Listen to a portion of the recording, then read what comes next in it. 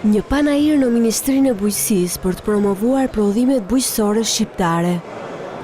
I ndërgjegjshëm se kemi pak tokë bujqësore në zotërim, ministri panajrit i ftoi fermerët të mos e lënë djerë as 1 centimetër tokë. E për të rritur eksportet u kujtoi se duhet të përdorin teknologji më të mira.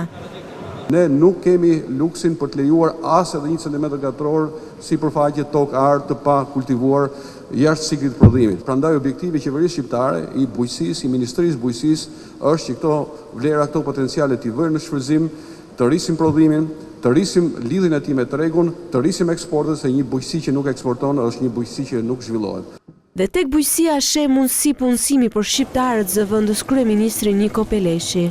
Nuk mund të ketë një sektor tjetër i cili është më pranë mundësisë për të punësuar rreth 50% popullsisë në mënyrë aktive, nuk mund të ketë një sektor tjetër më premtues se sa bujqësia dhe blegtoria dhe prodhimet ushqimore shqiptare për të eksportuar, dhe këtë ka treguar dhe viti i fundit, kur shifrat e eksportit janë rritur për shkak të kontributit të posaçëm të këtyre lloj prodhimeve. Për të motivuar prodhuesit, ministri i Bujqësisë vlerësoi disa prej verërave më të mira në vend.